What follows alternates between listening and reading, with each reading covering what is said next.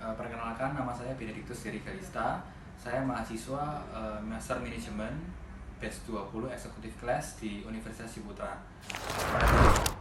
Pada kesempatan kali ini, saya akan mempresentasikan tentang tugas EP1 Vendor Scale Up yang berguna untuk ujian tengah semester kali ini. Yang pertama, kita akan membahas tentang Value Proposition Archicon. Value Proposition Archicon ada 3, yaitu adalah pertama, brand, sebagai perusahaan kontraktor yang sudah berdiri sejak 2005, sehingga Archicon dapat menjaga semua konsistensinya sebagai perusahaan konstruksi yang berkualitas dan terpercaya. Yang kedua adalah performance. Dikarenakan tidak hanya fokus kepada bidang konstruksi, Archicon juga menyediakan jasa desain arsitek handal dan detail, membuat para klien cenderung memilih Archicon dibanding para kompetitor lainnya. Ketiga, desain. Desain yang dibuat oleh para Archiconers sangat detail dan juga memperhatikan etika-etika bangunan, baik itu Feng Shui ataupun etika bangunan lainnya. Berikut kita bisa lihat contoh dari sketsa desain-desain arsitektur yang dirancang oleh arsitek oleh Archiconers. Detail-detail ini memperhatikan tentang kenyamanan untuk hunian dan bangunan-bangunan lainnya. Berikutnya adalah channel yang digunakan Archicon sebagai sarana promosi. Ada 2, yaitu online dan offline. Untuk online, Archicon memakai website dan Instagram, yaitu sosial media.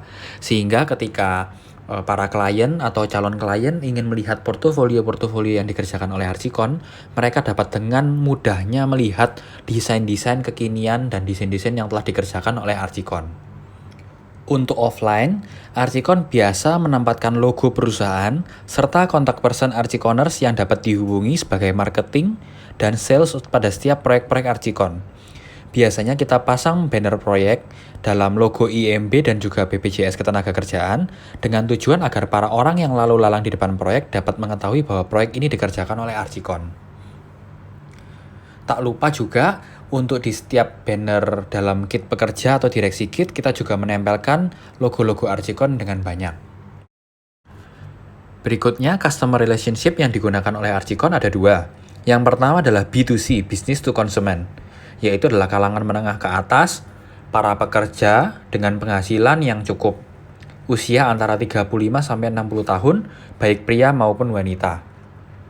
Hal ini bertujuan dan mengarah kepada para konsumen yang ingin membangun hunian pribadi ataupun rumah pribadinya yang ia tempati. Yang kedua adalah B2B, business to business, yaitu mengarah kepada perusahaan yang ingin membangun gedung ataupun kantor sendiri, dan juga para developer bangunan yang mau membangun bangunan untuk dapat dijual kembali sebagai alur bisnis mereka tersebut. Ini adalah beberapa contoh-contoh proyek yang dikerjakan. Yang pertama adalah gedung kantor, yang kedua adalah Excelso, sebuah kafe milik PT Excelso Mutirasa, dan yang kedua adalah hotel yang dimiliki oleh perusahaan swasta. Kesimpulannya, channel dan customer relationship yang digunakan oleh Archicon sudah cukup efektif dalam menjangkau target konsumen.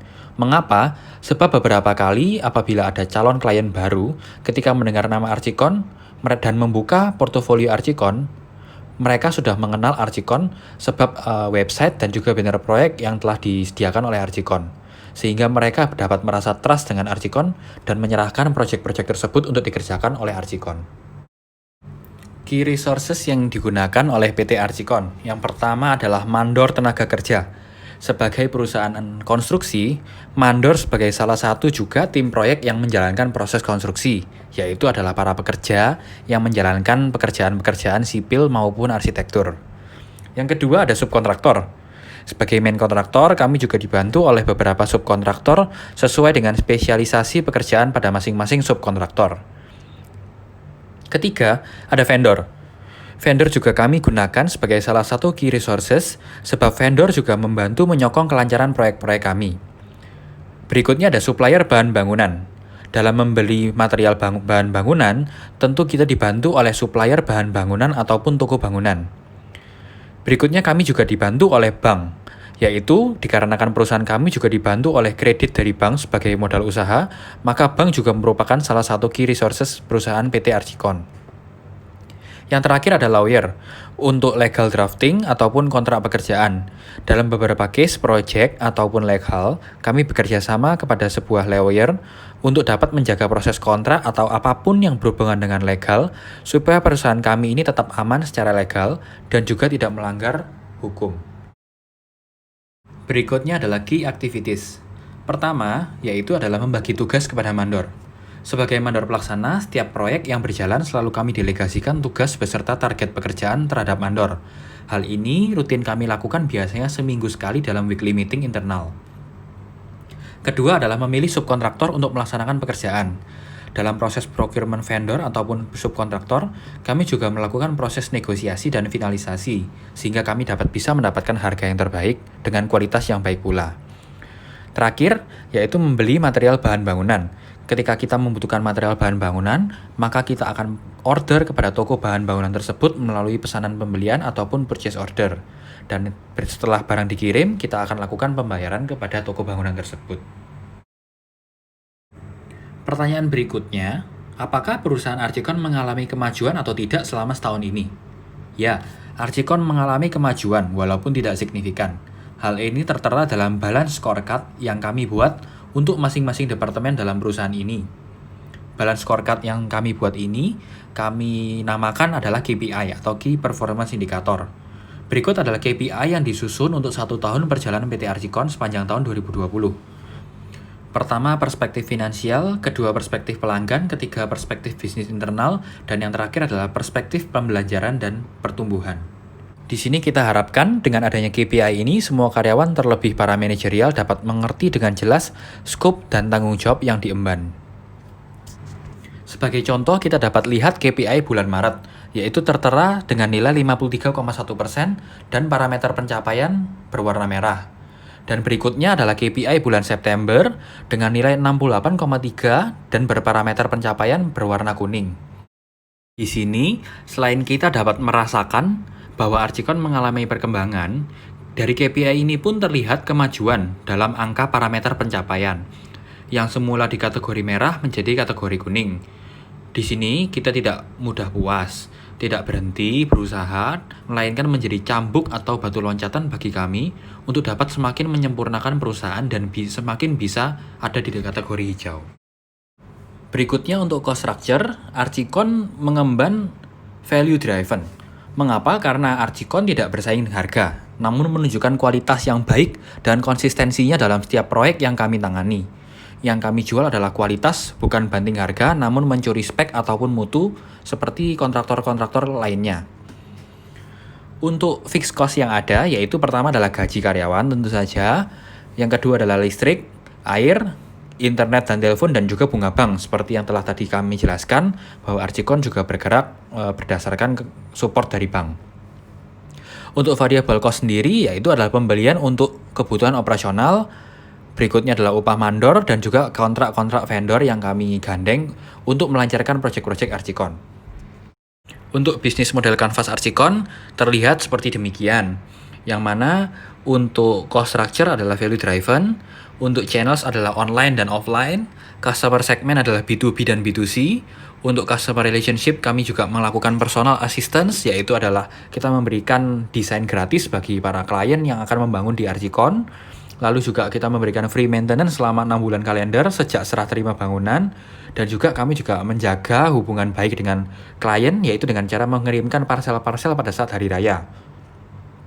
Untuk value proposition ada brand, performance, dan design. Untuk key activities membagi tugas kepada mandor, memilih subkontraktor, dan membeli material bangunan. Key resources Archicon adalah bangunan kantor, gudang, dan workshop yang dimiliki oleh Archicon, staf karyawan dan para pekerja bangunan, teknologi komputer seperti laptop, printer, waterpass, theodolit, dan lain-lain, intelektual seperti tanda daftar perusahaan, SIUJK, surat izin usaha, jasa konstruksi, dan juga modal usaha yang telah disetor oleh para shareholder Archicon. Untuk key partners ada mandor, subkontraktor, vendor, supplier bahan bangunan, bank untuk pinjaman kredit, dan juga untuk lawyer untuk menjaga legal Archicon. Lalu untuk lean canvas Archicon, tertera dalam layar, apa sih 3 top problem yang dihadapi oleh Archicon pada saat ini? Yang pertama adalah deal kontrak baru semakin sedikit. Yang kedua adalah pembayaran dari klien yang terlambat di masa corona ini. Dan yang ketiga adalah pengendalian mutu project. Solusi dari 3 problem tersebut, yang pertama, untuk menyiasati deal kontrak yang semakin sedikit, kita memberikan gratis fee design. Sehingga para klien yang ingin membangun di Archicon dapat tidak perlu membayar untuk desain yang akan kita kerjakan, tanpa mengurangi kualitas dari desain Archicon. Untuk yang kedua, kami biasanya untuk tidak menyinggung owner, untuk tidak menyinggung klien, kita juga mengslowkan sedikit kecepatan proyek. Dan kita menyesuaikan dengan pembayaran, sehingga pekerjaan tetap dapat berjalan, namun juga menunggu dari pembayaran klien tersebut. Untuk ketiga, dalam masalah pengendalian mutu project, kita mensentralisasi satu departemen quality control, yaitu untuk mengaudit kualitas-kualitas di project-project yang Archicon tangani. Untuk key metrics, yang pertama adalah peningkatan penjual menjadi 100%, yaitu 2 kali lipat. Namun yang kedua adalah net profit margin dikunci di minimal 25%. Hal ini bertujuan agar kita tidak membanting harga, tapi tetap mengedepankan kualitas yang kita jual. Untuk value proposition yang dimiliki oleh Archicon, yang pertama adalah brand, yaitu sejak 2005. Performance, yaitu membangun dengan tepat waktu. Yang ketiga adalah desain. Desain yang dibuat oleh Archicon sangat detail dan memperhatikan etika-etika bangunan. Untuk unfair advantage, yaitu pertama adalah memiliki portofolio membangun hotel-hotel di grup Archipelago, yaitu adalah Aston, Faith, dan lain-lain. Untuk channel, yaitu adalah online dan offline. Customer segment adalah B2B dan B2C. Untuk cost structure ada fixed cost dan variable cost. Untuk revenue streams, yaitu adalah profit dari pembangunan project. Dan juga kami juga menyewakan alat-alat kerja, ya seperti scaffolding, alat berat yang dimiliki perusahaan. Untuk value proposition canvas akan coba saya jelaskan, yaitu adalah customer jobs. Yang pertama customer lakukan yaitu adalah membandingkan beberapa pilihan desain.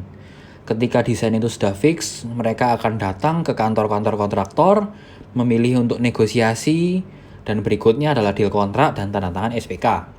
Berikutnya adalah membayar sesuai dengan termin pembayaran sampai akhirnya proyek itu selesai. Beberapa kali klien mengalami yang namanya pain, yaitu adalah harga jasa yang terlalu mahal, pengerjaan yang rapi dan halus biasanya waktunya molor, ataupun kontraktor banyak yang kabur, sehingga customer takut dicurangi antara spek yang deal dengan realita di lapangan. Untuk gainnya, customer biasanya senang dengan desain yang menarik, biaya pembangunan yang terjangkau, pengerjaan tepat waktu, serta trusted yang digunakan oleh klien tersebut kepada kontraktor, dan rasa percaya bahwa proyek pasti selesai dan para kontraktor tidak akan kabur. Untuk pen reliever, kita menawarkan termin of payment menyesuaikan dengan kemampuan customer, namun tetap untuk kebutuhan kelancaran proyek. Jadi kita bisa sama-sama negosiasikan kapan DP itu dibayar, bagaimana sistem pembayarannya, dan sebagainya. Untuk yang kedua, perencanaan schedule harus dibuat matang sejak awal proyek dan menyelesaikan proyek apapun kesulitannya. Untuk gain creator, kita biasa mengupdate desain-desain bangunan kekinian sehingga desain yang dibentuk oleh Archicon tidak ketinggalan zaman. Yang kedua, memiliki vendor-vendor supplier yang murah dan berkualitas sehingga harga yang kita tawarkan atau harga yang kita jual kepada klien tetap terjangkau. Untuk ketiga, yaitu memiliki perencanaan schedule proyek yang matang. Dan untuk ketakutan-ketakutan rasa percaya kepada kontraktor, kita memiliki brand trusted sejak tahun 2005. Sehingga produk dan service yang kita tawarkan yaitu adalah jasa kontraktor terpercaya dengan bangunan modern dan klasik dan dengan harga yang terjangkau. Dalam ketiga item tersebut, baik BMC, Lean Canvas, ataupun Value Proposition Canvas, terdapat salah satu keunggulan Archicon, yaitu adalah brand. Mengapa? Karena Archicon memiliki brand image yang baik sejak tahun 2005, selalu menghasilkan proyek-proyek berkelas dan memuaskan, serta berpengalaman juga membangun bangunan hotel Archipelago Group, Aston Group, dan lain-lain. Hal ini membuat Archicon dapat memikat hati para kliennya, serta dari sisi klien mereka sangat merasa trust dengan Archicon.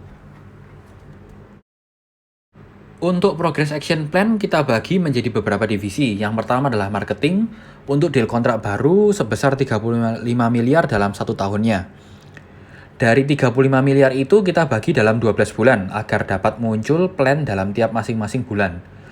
Realitanya dalam bulan ketiga, yaitu Maret 2020, tim marketing hanya memperoleh nilai 43%, yang berarti sangat jauh dari target.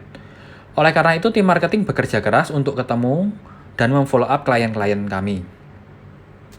Prinsip tim marketing Archicon yang pertama adalah tanpa follow up ibarat kita itu naksir cewek yang kita suka tapi nggak pernah kita ngajakin makan, nggak pernah nelpon, nggak pernah PDKT, tapi berharap ceweknya mau sama kita. Kita harus buat follow up itu menjadi menyenangkan bagi kita dan bagi customermu. Jangan buat proses follow up ini menjadi horor bagi customer, dan jadilah orang yang menyenangkan dan kreatif dan nggak melulu untuk menanyakan tersebut. Atas kerja keras dan usaha, akhirnya pada bulan ke-9, September 2020, tim marketing bisa sukses bahkan melebihi dari target yang direncanakan, yaitu sebesar 130%. Untuk berikutnya, untuk divisi operasional. Diharapkan dengan adanya KPI per bulan ini, para tim project dan project manager dapat aware terhadap schedule pelaksanaan project ini agar dapat selesai dengan tepat waktu dan dengan hasil yang memuaskan. Ketiga ada divisi finansial, yaitu pendapatan perusahaan 22 miliar untuk tahun 2020. Diharapkan dengan nilai 22 miliar ini dapat menutup semua overhead dan beban perusahaan lainnya, sehingga perusahaan dapat mendapatkan keuntungan untuk dapat dibagikan sebagai dividen bagi para shareholder. Terakhir lain-lain, yaitu di bidang human resource, masing-masing manajer akan diberi target untuk mengumpulkan tabel meja, yaitu sebuah tabel akumulasi nilai masing-masing KPI manajer tersebut. Hal ini bertujuan juga untuk mendidik dan mengembangkan rasa disiplin yang dimiliki pada masing-masing manajerial tersebut. Sebelum saya tutup, izinkan saya berterima kasih terhadap Pak Thomas, Pak Erik, dan juga Pak Roy yang sebagai dosen entrepreneurial project ini dapat membimbing saya untuk menjadi lebih baik lagi untuk men-scale up saya di dalam perusahaan di mana saya bekerja. Terima kasih. Demikian presentasi dari saya.